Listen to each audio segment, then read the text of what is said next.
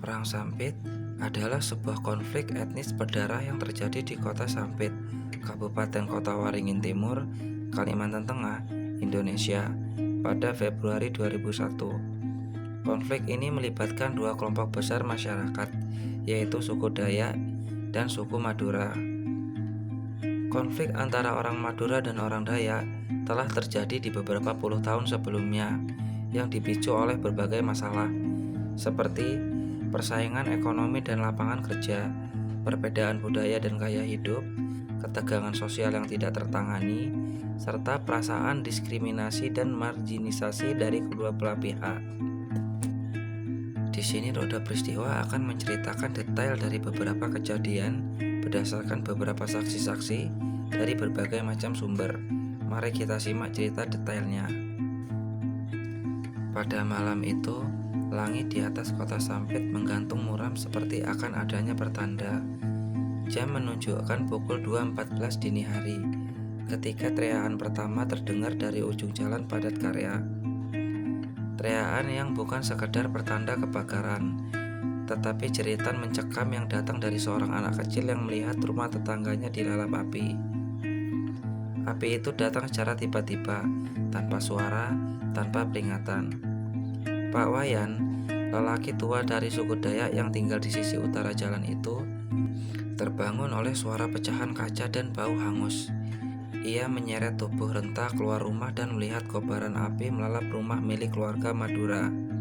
Ia tahu malam ini bukan sekedar kebakaran biasa. Ini awal dari sesuatu yang lebih gelap, sesuatu yang telah lama disembunyikan oleh semua orang. Di ujung jalan, sekelompok pria berkerudung hitam berlari cepat.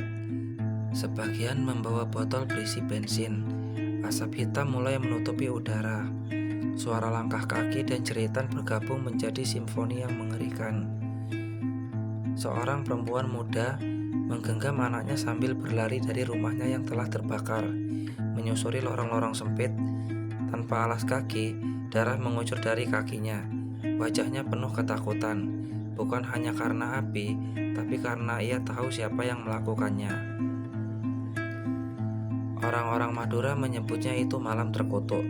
Malam ketika semua pertahanan runtuh, ketika tak ada lagi yang bisa dipercayai selain insting bertahan hidup.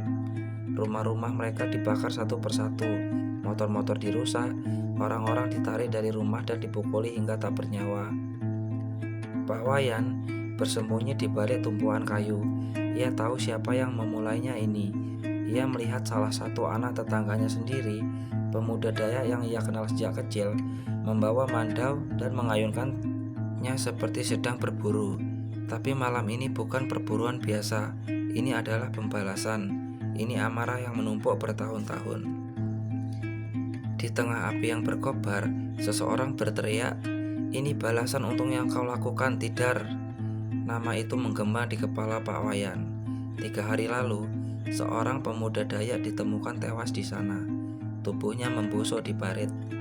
Katanya dia dikeroyok. Tapi tak ada saksi, tak ada pelaku yang tertangkap. Tapi kabar itu menyebar seperti racun. Dan malam ini, racun itu meledak menjadi api. Jalanan berubah menjadi neraka. Mayat ditemukan tergantung di pasar bambu. Darah mengalir hingga ke parit-parit sempit. Anjing-anjing menggonggong tak berhenti. Udara tak lagi berisi oksigen, tapi amarah dan ketakutan. Di sebuah warung kecil yang hangus sebagian, seorang pria tua Madura bernama Pak Hamid mencoba mempertahankan warungnya. Ia berdiri dengan parang di tangan, melindungi istrinya dan 2 cucunya. Tapi ia kalah jumlah. Ia ditarik keluar, dipukul dengan kayu, istrinya menjerit. Tapi tak ada yang peduli. Warga lain terlalu sibuk menyelamatkan diri sendiri. Anak-anak bersembunyi di bawah kolong rumah, menggigil dalam diam. Tak lama kemudian, listrik pun padam. Kota menjadi gelap gulita, hanya diterangi oleh api dan suara-suara kematian. Petugas keamanan tidak tampak. Polisi dan tentara belum datang. Di saat seperti itu, manusia kembali menjadi hewan, bertahan hidup dengan cara apapun, membunuh untuk melindungi, membakar demi balas dendam. Warga Madura yang selamat melarikan diri ke pelabuhan Sampit. Mereka berkerumun dalam gelap, menangis, dan saling memeluk. Seorang perempuan tua memegang tas kecil berisi pakaian dan foto keluarga. Ia kehilangan rumah, suami, dan 2 anak laki-lakinya dalam waktu semalam. Ia menggigil bukan karena udara, tapi karena trauma yang baru saja ia saksikan. Sementara itu, warga Dayak berkumpul di sebuah balai desa tua. Mandau-mandau digantung di dinding. Darah masih menetes dari ujungnya. Seorang lelaki muda berteriak, "Kita tak bisa diam. Sampit adalah tanah kita. Mereka tak menghormatinya." Yang lain hanya mengangguk. Mereka merasa telah lama dipojokkan, dianggap penduduk kelas 2 di tanah kelahiran sendiri. Kekayaan dan tanah diambil perlahan-lahan, dan malam ini adalah waktu mereka merebutnya kembali. Pak Wayan duduk di ujung balai. Diam, ia tak berbicara, hanya menatap kosong. Ia tahu apa yang terjadi malam ini akan menghancurkan semuanya. Tidak ada yang akan menang, tidak itu Dayak, tidak juga Madura, hanya kematian yang akan menang. Keesokan paginya, asap masih menggantung di atas langit Sampit. Media belum datang, tapi kabar menyebar cepat. Video amatir beredar, menampilkan tubuh-tubuh yang telah hangus, anak-anak menangis di pelabuhan, dan suara tak dikenal yang berkata, "Ini baru permulaan." Di jalan padat karya, hanya arang dan batu bata yang tersisa. Burung-burung tak berkicau lagi, bahkan udara pun menolak bergerak. Dan di antara puing-puing itu, tragedi ini baru saja lahir. Di hari selanjutnya, kabut pagi menempel di dinding rumah yang masih utuh. Namun udara tidak membawa kesejukan seperti biasanya. Ia membawa bau daging yang hangus, arang, dan sesuatu yang jauh lebih berat. Di sudut pelabuhan Sampit, ratusan orang berdesakan. Wajah-wajah panik, anak-anak yang tidak lagi menangis karena kelelahan. Perempuan tua yang menggenggam tas kecil berisi 1 sarung, 1 baju lusuh, dan secarik foto keluarganya yang kini entah di mana. Banyak dari mereka berasal dari Jalan Tidar, Pangeran Antasari, dan Mbah Amang. Hanya dalam semalam, lebih dari 200 rumah hangus terbakar. Rumah-rumah yang dibangun dengan susah payah selama puluhan tahun, kini jadi puing hitam yang masih mengepul. Laki-laki dan perempuan Madura selama kini bersatu dalam satu kata, yaitu balas. Desas-desus di pelabuhan menyebutkan kalau keluarga Habib yang rumahnya dibakar di Jalan Seram telah memanggil kerabat dari luar kota. Kabar lain mengatakan pemuda-pemuda dari Barito akan datang membantu warga Dayak.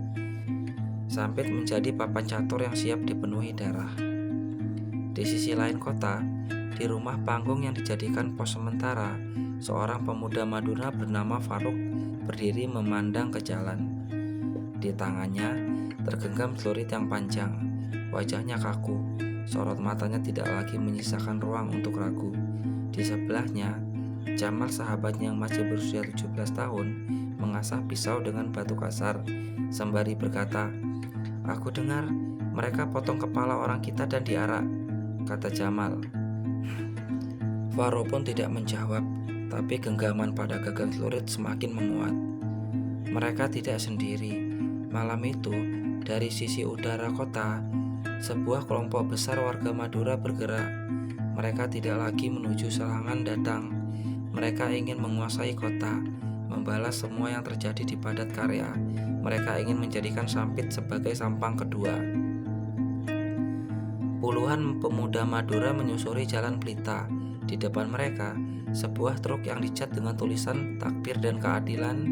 Mereka tidak hanya membawa senjata tajam, ada bom molotov, ada senjata rakitan, bahkan beberapa membawa senapan angin yang sudah dimodifikasi.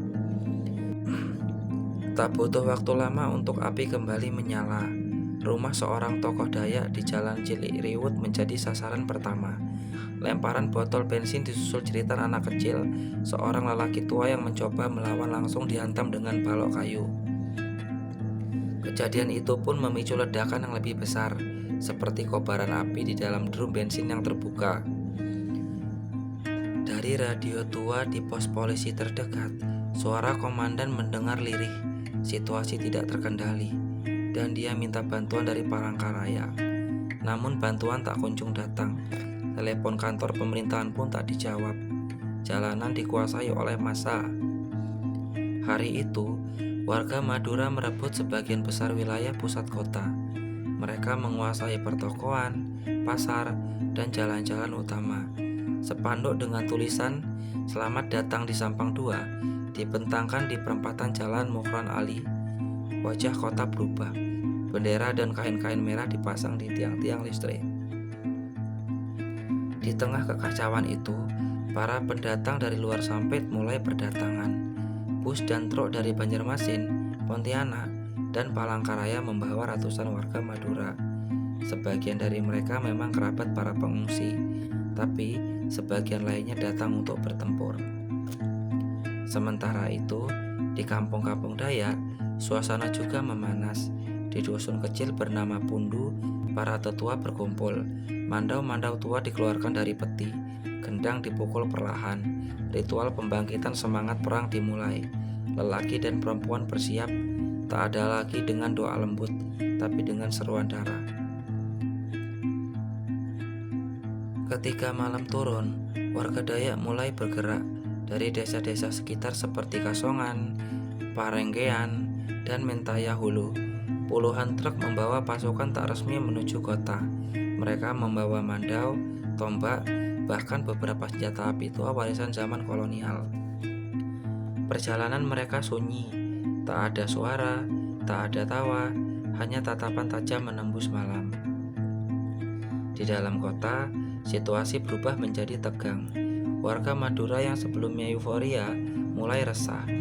Mereka mendengar kabar pasukan Dayak akan membalas dendam dengan kekuatan penuh. Anak-anak dan perempuan mulai dipindahkan ke tempat yang lebih aman. Masjid dan gereja dijadikan tempat perlindungan. Di dalamnya, doa-doa pun bergema.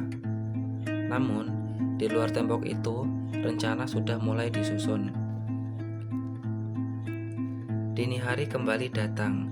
Jalanan yang sepi mendadak riuh oleh suasana langkah kaki dan genderang bambu. Pasukan Dayak memasuki kota dari sisi selatan. Mereka tidak berbicara. Mereka tidak meneriakkan slogan. Mereka hanya datang membawa dendam yang telah tumbuh. Satu demi satu pos warga Madura diserbu. Tidak ada rasa belas kasihan, tidak ada negosiasi. Rumah yang semalam menjadi pos, pagi ini hanya menyisakan arang. Faruk, yang semalam memimpin penyerangan ke rumah Pak Benu, kini ditemukan tergantung di pohon karet tanpa kepala. Di sisi lain kota, Jamal yang baru pertama kali memegang pisau terkapar di depan pasar. Tubuhnya ditusuk berkali-kali. Darahnya membasahi aspal. Dan di Jalan Pelita, spanduk bertuliskan "Selamat datang di Samping 2" kini terbakar habis. Warga Dayak yang datang dari luar kota menyisir setiap gang. Setiap rumah yang terindikasi milik warga Madura digeledah. Anak-anak menangis, perempuan pun berteriak. Namun teriakan tak menghentikan mandau yang terhunus. Pak Wayan yang masih bertahan di rumahnya kini hanya bisa menangis. Ia melihat dua pemuda Madura tetangganya dibakar hidup-hidup di halaman rumah mereka sendiri. Ia ingin menolong, tapi kakinya lumpuh oleh rasa takut. 3 hari setelah serangan balasan dimulai, kota Sampit menjadi kota kematian. Tidak ada lagi suara burung, tidak ada lagi aktivitas pasar, tidak ada lagi suara kendaraan. Yang ada hanya aroma duka. Dan di tengah semua itu, satu pertanyaan menggema di hati semua orang. Apakah esokan harinya akan pernah matahari terbit perlahan di atas langit Kalimantan Tengah, tetapi cahayanya tak lagi membawa harapan. Kota Sampit yang dahulu hidup dengan warna-warni pasar, suara tawa anak-anak, dan aktivitas nelayan di dermaga, kini sunyi dalam luka yang belum kering. Asap masih melayang di atas atap-atap rumah yang terbakar. Bau bangkai, darah dan minyak tanah bercampur dalam udara pagi yang pengap. Sampit bukan lagi kota, ia berubah menjadi kuburan hidup. Pagi itu, sebuah truk besar masuk ke pusat kota. Di atas baknya puluhan pemuda Madura berdiri. Sebagian membawa bambu runcing, sebagian lagi celurit yang masih baru diasah. Sorban dililitkan di kepala mereka. Dari mulut mereka terdengar teriakan yang menggetarkan hati. Allahu Akbar, Allahu Akbar. Di belakang mereka, barisan panjang warga Madura yang telah mengungsi ke pesisir selama 2 hari mulai kembali ke dalam kota. Mereka percaya kekuatan telah berpihak kepada mereka. Dengan penguasaan senjata tajam dan jumlah massa yang besar, kini mereka berani mengklaim sebagian besar wilayah kota. Wilayah-wilayah seperti Jalan Ahmad Yani, Jalan Tidar, Jalan MT Haryono, dan bahkan sebagian Jalan Cilik Riwut jatuh ke tangan kelompok bersenjata warga Madura. Orang-orang menyebutnya dominasi Sampang II. Di tengah kota, sebuah pos komando dibentuk. Mereka menggunakan bekas gedung pertokoan yang hangus terbakar sebagian. Di bagian depan digantung spanduk besar bertulis "Keadilan atau Mati". Di sana, para tokoh muda Madura mengatur pergerakan kelompok. Tak lagi sebatas bertahan, mereka kini menyerang. Faruk mungkin sudah tiada, Jamal mungkin telah gugur, tetapi semangat mereka dijadikan bahan bakar. Nama-nama mereka dijadikan seruan perang, disebut di setiap pintu yang digedor, di setiap rumah yang dibakar, di setiap darah yang ditumpahkan. Rumah-rumah Dayak yang masih tersisa di daerah urban dijadikan sasaran utama. Setiap rumah yang diketahui milik warga Dayak diserbu, isinya dirusak. Bahkan beberapa rumah ibadah kecil di perkampungan pun ikut dibakar. Tindakan itu tidak lagi menyasar ke pelaku. Ini sudah menjadi pelampiasan dendam yang kolektif. Di pinggiran kota, suara ledakan terdengar dari rumah panggung milik Pak Wayan. Rumah itu dilempari bom molotov pada pukul 3 dini hari. Ia dan istrinya berhasil melarikan diri lewat pintu belakang. Namun, anak mereka Nila tidak sempat menyelamatkan diri. Mayatnya ditemukan hangus di kamar tidur, memeluk boneka berbaju merah. Pak Wayan hanya bisa berdiri, menggenggam sisa abu anaknya. Ia tidak menangis, tidak berteriak, hanya matanya yang merah. Dunia di sekitarnya hancur, dan satu-satunya yang tertinggal adalah kehampaan. Di pasar PPM yang dulu ramai, kini berdiri 2 tiang bambu besar dengan kepala manusia tergantung di atasnya. Pesan itu terlihat jelas. Ini bukan lagi perang etnis, ini perang penguasaan. Warga Madura merasa Sampit adalah milik mereka. Mereka yang bekerja keras, membuka warung, menggerakkan ekonomi, dan sekarang diperlakukan seolah-olah pendatang tidak diinginkan. 3 hari setelah pasukan Madura mengambil alih pusat kota, sebuah pernyataan tak resmi diumumkan oleh salah satu tokoh lapangan mereka. Lewat pengeras suara di masjid, ia berkata, "Sampit kini Sampang. Siapa yang menolak, hadapi kami di jalan." Pernyataan itu menjadi simbol bagi kelompok Madura. Mereka merasa menang. Mereka menolak berdamai. Mereka merasa darah yang tertumpah tidak sebanding dengan penghinaan yang mereka terima selama ini.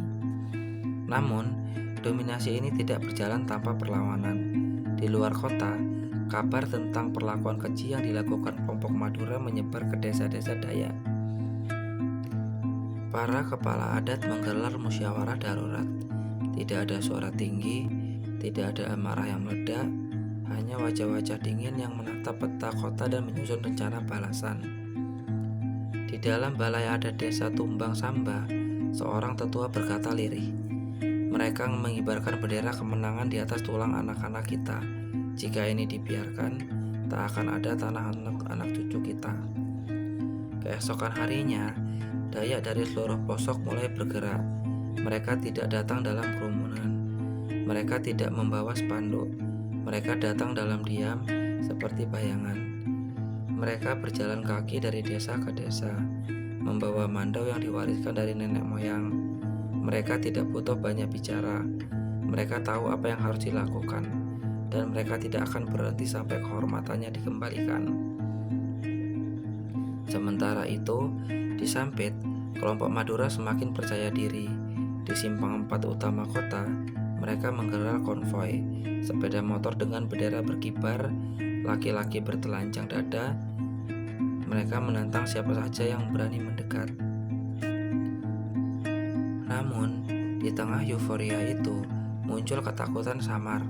Orang-orang mulai mendengarkan bisikan tentang pasukan daya yang sudah masuk dari arah timur. Ada yang bilang mereka memenggal siapapun yang ditemui. Ada pula yang mengaku melihat kepala manusia ditancapkan di pagar jembatan. Malam hari, jalan-jalan mulai kembali sepi. Pos-pos jaga dibangun lebih ketat. Para perempuan dan anak-anak Madura mulai dikirim lagi ke pelabuhan. Karena mereka tahu dominasi mereka tidak akan bertahan lama. Kemenangan yang dibangun dalam darah selalu membawa badai di belakangnya. Dan badai itu kini telah berjalan ke arah mereka. Waktu pun telah berlalu. Subuh itu, udara di atas tanah sampit terasa lebih berat dari biasanya. Kabut turun rendah, menutupi jalanan yang mulai ditinggalkan oleh nyawa. Di kejauhan, samar terdengar bunyi-bunyi bambu ditabuh perlahan.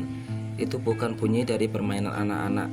Itu pertanda, tanda dimulainya sesuatu yang tidak bisa dihentikan oleh hukum manusia, tidak oleh polisi, tidak oleh aparat negara, ataupun tidak oleh siapapun.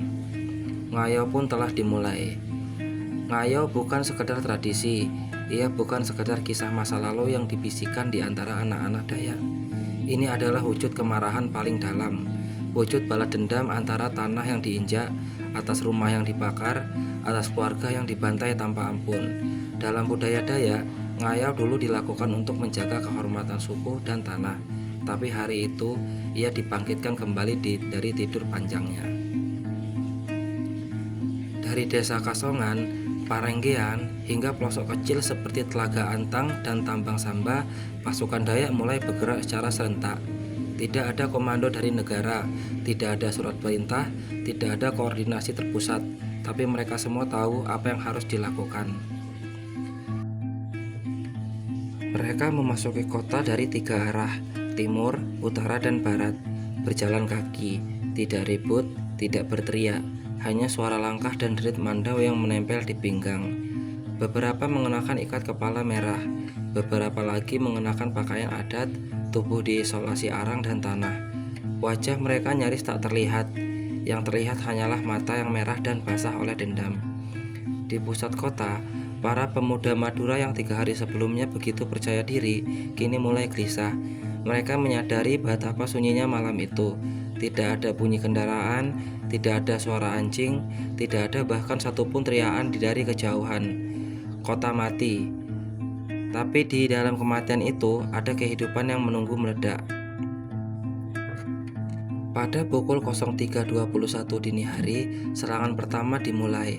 Pos jaga di Jalan Samudra diserbu sekelompok pria bersenjata mandau. Mereka tidak menembak, mereka tidak bicara, mereka hanya menebas. 4 orang penjaga terbunuh dalam sekejap, leher mereka terbelah, sebagian pun tanpa kepala. Di tempat lain, di sebuah rumah kontrakan yang dipakai oleh keluarga Madura yang baru datang dari Pontianak, suara benturan keras membangunkan mereka. Jendela pecah, pintu diterjang, teriakan tolong menggema. Tapi yang datang bukan pertolongan, melainkan mata tajam yang tidak mengenal belas kasihan. Seorang ayah mencoba melindungi anaknya dengan tubuhnya sendiri, tapi mandau tidak kenal ampun. Siapa ayah dan siapa anak? Darah mengalir membasahi lantai rumah. Dalam waktu 6 jam, 14 titik di dalam kota diserbu secara sistematis. Satu persatu wilayah yang sebelumnya dikuasai oleh kelompok Madura pun hancur. Rumah-rumah diberantakan, tubuh-tubuh ditemukan tanpa kepala. Beberapa mayat bahkan dibakar hidup-hidup di atas ban yang dililit bensin. Salah satu lokasi yang paling mengerikan terjadi di Simpang 4 Jalan MT Haryono. Di sana, 8 pria muda Madura dipenggal dan kepala mereka ditancapkan di pagar besi bekas kantor koperasi. Sebuah pesan ditulis dengan darah di dinding tembok. Inilah tanah kami, kembalikan kehormatan kami. Kepanikan menyebar lebih cepat dari darah. Telepon-telepon darurat di kantor pemerintah berbunyi terus-menerus, tapi tidak ada yang menjawab. Banyak pegawai yang sudah mengungsi. Polisi hanya tersisa segelintir, dan mereka lebih sibuk menyelamatkan diri sendiri. Dan tentara masih dalam perjalanan dari Palangkaraya. Di pelabuhan, ratusan warga Madura berlarian, berusaha naik ke kapal barang yang akan meninggalkan Sampit. Mereka berdesakan, menjerit, saling mendorong. Beberapa anak-anak terinjak. Seorang ibu kehilangan bayinya saat kerumunan semakin brutal. Tidak ada kapal penumpang. Mereka memaksa naik ke kapal manapun, bahkan kapal ikan pun dijadikan tumpangan, asalkan bisa meninggalkan tanah ini. Namun tidak semua berhasil kabur. Di perbatasan kota, banyak yang tertangkap, beberapa diinterogasi, banyak yang langsung dibantai. Dan di pusat kota, di antara reruntuhan rumah dan toko-toko yang kosong, jalan-jalan kini menjadi aliran darah. Anjing-anjing berkeliaran tanpa suara, bahkan burung pun sudah tak terdengar. Pak Wayan pun masih hidup. Ia bersembunyi di bawah balai kayu, tubuhnya menghitam oleh arang dan debu. Ia menyaksikan sendiri 2 pemuda Madura dibakar hidup-hidup di depan rumahnya. Dan yang paling membuatnya tak bisa tidur bukanlah suara teriakan mereka, tetapi tatapan terakhir yang mereka berikan kepadanya. Tatapan yang memohon tapi tidak bisa ditolong. Di sisi lain kota, seorang tentara muda dari Palangkaraya tiba dengan 1 truk pasukan. Matanya langsung membelakak melihat kepala manusia tergantung di mana-mana. Seorang temannya muntah di tempat, seorang lainnya pun menangis. Ini bukan lagi konflik, tapi ini adalah penyembelihan. Ketika malam kembali tiba, warga yang masih hidup menutup pintu mereka rapat-rapat. Mereka tidak nyenyak tidur, mereka tidak makan, mereka hanya diam, menanti siapa yang akan datang malam ini. Apakah suara langkah dari luar ada pertolongan, atau ini akhir dari hidup mereka? Keesokan harinya, jumlah korban sudah tak terhitung. Beberapa media mulai melaporkan kejadian ini ke pusat, tapi kebanyakan berita disensor. Mereka menyebutnya kerusuhan. Padahal kenyataannya, ini adalah kiamat kecil. Kota ini telah berubah menjadi lautan darah. Ngayau tidak bisa dihentikan begitu saja. Ia bukan sekedar aksi balasan. Ia adalah suara dari tanah yang merasa terinjak, dan kini tanah itu meminta tumbal.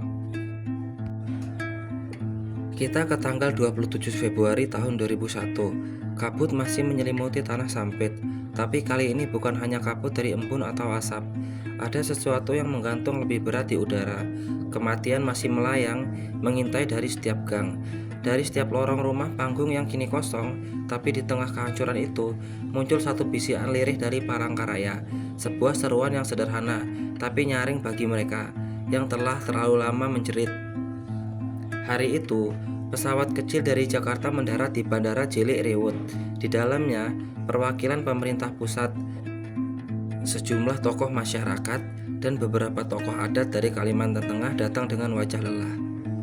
Mereka tidak membawa banyak janji, tidak membawa banyak rencana. Mereka hanya datang untuk satu hal, menghentikan kematian.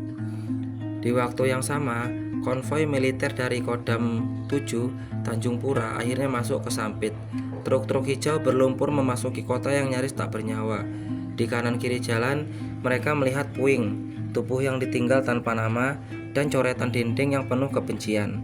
Salah satu tentara muda dengan mata berkaca menatap tubuh anak kecil yang membusuk di bawah jembatan kayu. Ia berkata pelan, "Ini semua sudah terlambat." Di pusat kota, aparat keamanan membentuk barikade di simpang 4 utama. Mereka menyiapkan senapan, rompi baja, dan pengeras suara. Tapi tidak ada suara tembakan. Warga tidak melawan. Mereka hanya menunduk, berjalan perlahan, menyerahkan senjata seadanya. Sebagian warga Madura yang bersembunyi selama berminggu-minggu akhirnya keluar. Wajah mereka pucat, pakaian compang-camping, ada yang kehilangan ibu, ayah, suami, anak. Tidak ada yang lengkap lagi, bahkan hati mereka sudah setengah mati. Sementara itu, di bagian kota yang lain, sekelompok warga Dayak duduk bersila di tanah. Di depan mereka mandau ditancapkan ke bumi. Beberapa lelaki tua berdiri, wajahnya penuh coretan arang dan lumpur. Mereka tidak bicara banyak, hanya satu kalimat, "Kami tidak mau anak-anak kami tumbuh dalam tanah yang penuh darah." Pertemuan darurat diadakan di Palangkaraya. Pemerintah Provinsi Kalimantan Tengah mengumpulkan para tetua adat, tokoh Madura, perwakilan warga dari Sampit, dan aparat militer. Di dalam aula besar itu, suasana begitu tegang.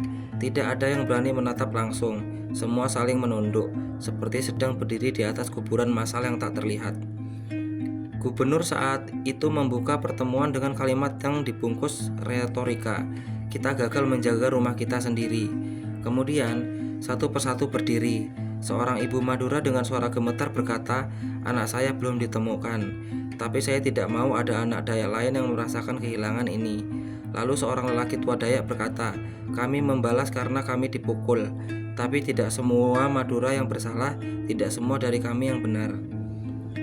Dan dalam kesunyian yang menyelimuti aula itu, muncul satu kalimat yang akhirnya menghentikan air mata.